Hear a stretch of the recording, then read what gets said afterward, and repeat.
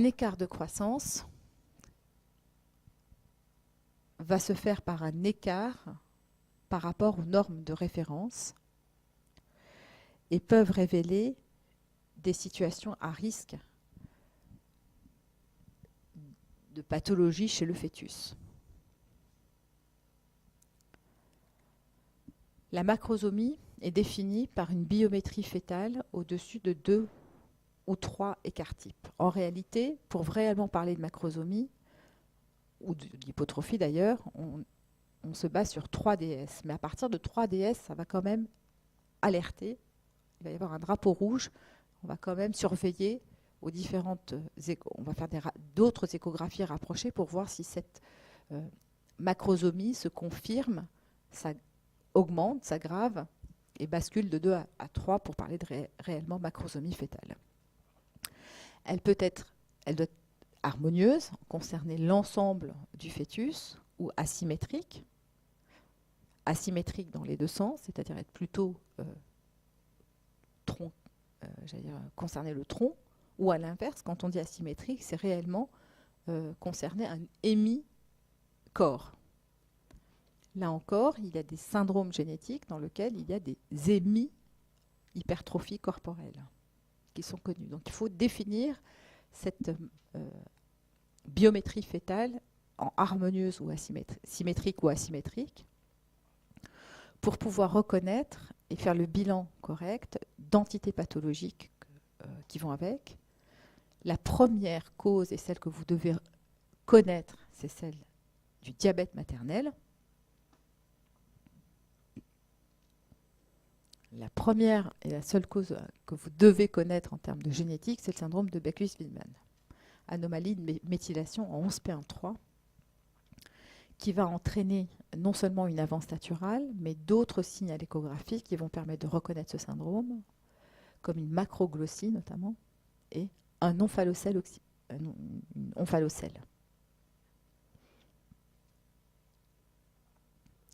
Le retard de croissance intra-utérin, il est défini de la même façon, avec une biométrie inférieure au 3DS, au troisième percentile, à 3 écarts types, mais évidemment, on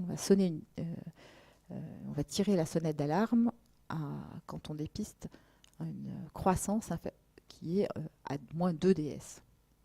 Là encore, elle peut être harmonieuse ou disharmonieuse, et là, les pathologies sont extrêmement variables, puisqu'on a vu déjà que les causes pouvaient être maternelles, placentaires, fœtales. Je vais vous donner quelques exemples de causes fœtales de retard de croissance intra-utérin, puisque les causes placentaires, on les verra dans le cours suivant. La première cause de retard de croissance intra-utérin précoce, j'allais dire, c'est une anomalie chromosomique. Il y a beaucoup d'aneuploïdies qui peuvent s'accompagner de retard de croissance intra-utérin. C'est surtout la monosomie X, donc le syndrome de Turner, mais aussi d'autres trisomies, de nombreuses trisomies, la trisomie 13, la trisomie 18. La triploïdie entraîne un retard de croissance intra-utérin. Et il y a aussi beaucoup de délétions qui peuvent s'accompagner de retard de croissance intra-utérin. Je parle de micro-délétions. Il est hors de question de vous dire lesquelles et de vous faire un listing. Mais ce que ça implique à savoir pour vous, c'est que le retard de croissance intra-utérin est un signe d'appel possible d'une anomalie chromosomique et justifie la réalisation, en fonction du terme, soit d'une biopsie de trophoblaste si on est au premier trimestre, soit d'une amyosynthèse quand on est à 16 semaines d'aménorrhée ou plus, afin de réaliser le karyotype du bébé. De plus en plus, si le karyotype est normal ou en première intention, on va réaliser également une CGH microarrêt. Vous en avez entendu parler, CGH? Donc, il est en fonction des centres de diagnostic prénatal. on réalisera en première intention un karyotype et éventuellement une CGH en deuxième intention ou une CGH en première intention, mais en tout cas, on ne peut plus se passer de la CGH puisqu'elle double le nombre d'anomalies chromosomiques que l'on voit par rapport au karyotype standard. Cette même cette même CGH va pouvoir dépister des délétions qui emporteraient un des gènes de la voie IGF-1, ou son récepteur donc. Et dans les autres causes fétales, hors anomalie chromosomique, il y a les maladies que j'ai symboliquement fait deux classes.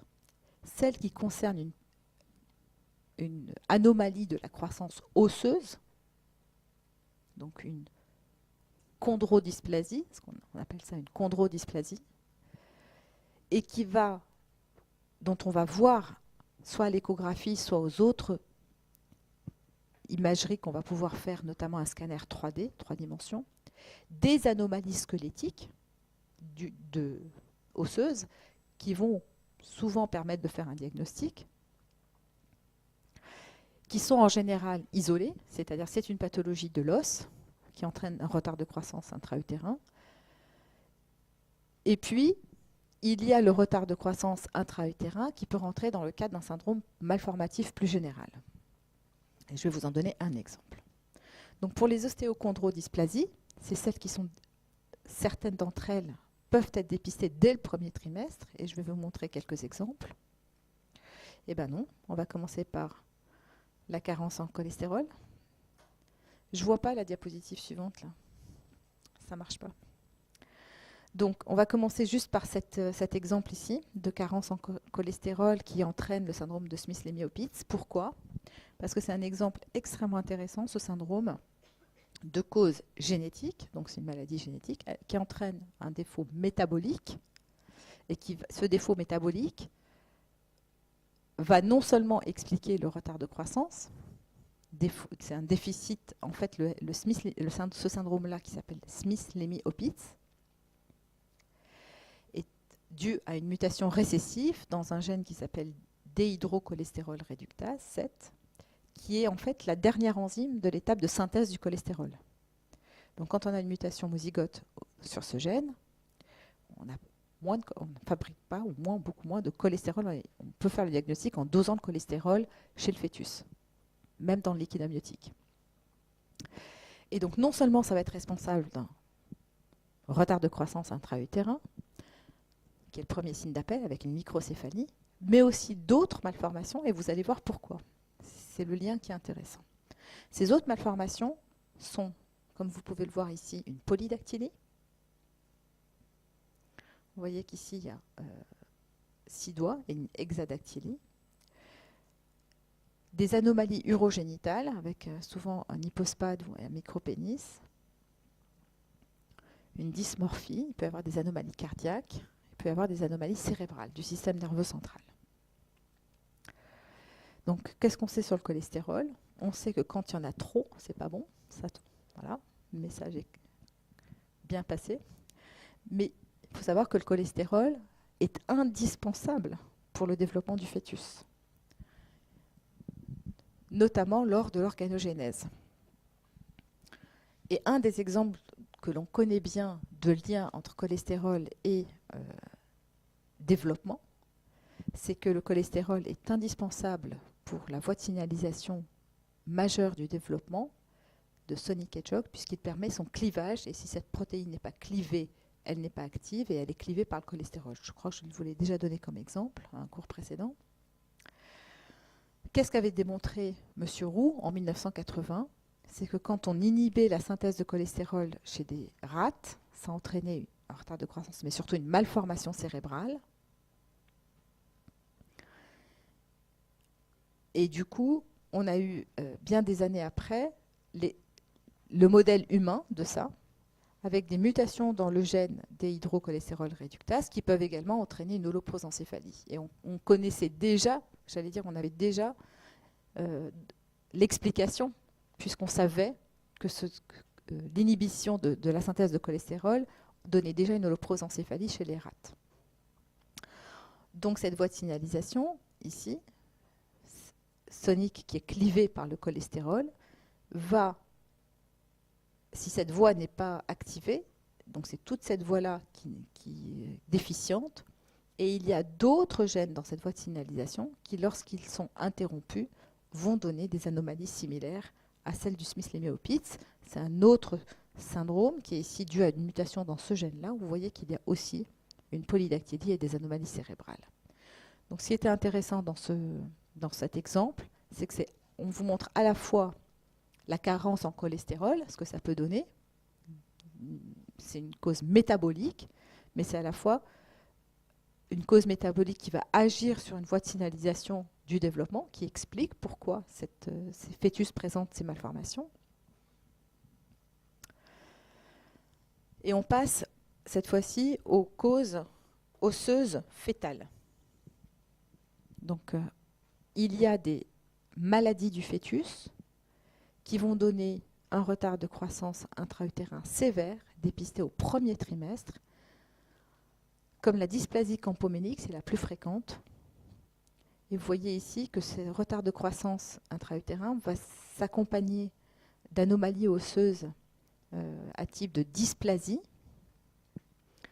Les autres signes qui vont faire évoquer ce syndrome, à part ces os qui sont tordus, ça va être la réversion sexuelle, surtout qui se voit chez un garçon, et les anomalies au niveau de la face, avec un tout petit menton, un micro-rétrognatisme qui rentre dans le cadre d'un syndrome de Pierre-Robin.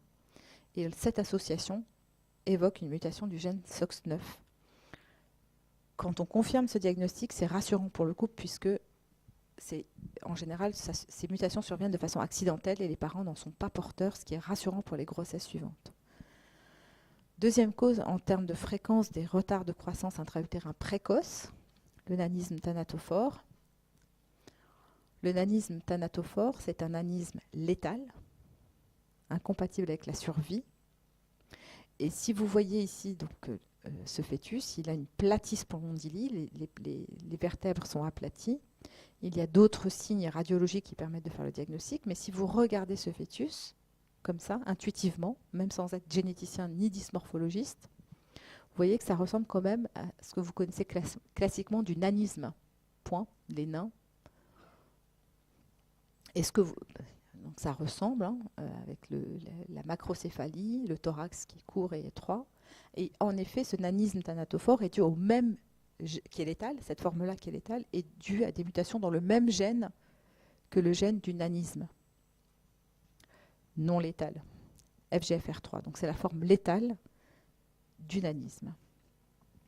Troisième maladie à connaître, c'est une anomalie de modelage des os, puisque les os sont formés principalement par du collagène et un défaut de synthèse ou de fonction de ce collagène, ça s'appelle donc des collagénopathies, entraîne une ostéogenèse imparfaite. Alors vous avez sans doute déjà entendu parler de l'ostéogenèse imparfaite qui s'appelle aussi la maladie des os de verre, dont il existe des formes extrêmement variables tout au long de la vie, avec des degrés de sévérité variables, des individus qui ont eu quelques fractures, des individus qui ont eu 40, 50 fractures. Et puis cette forme létale d'ostéogenèse imparfaite, qui est donc incompatible avec la survie, et qui est due donc, dans la grande majorité des cas à des mutations dans le gène COL1A1 et COL1A2. Et dernier exemple, l'achondrogénèse. L'achondrogénèse est liée à des mutations dans des gènes qui entraînent un défaut d'ossification. Ce que vous pouvez voir chez ce fœtus qui a un gros retard de croissance intra-utérin, c'est que le squelette axial ici, lui, n'est pas formé. On ne le voit pas. On ne voit pas les vertèbres, on ne voit pas l'ossification du crâne. Donc, à la radio, on va avoir un défaut d'ossification du squelette axial. Je vous rappelle qu'à ce terme-là, on voit le squelette axial, normalement. Et donc l'achondrogénèse.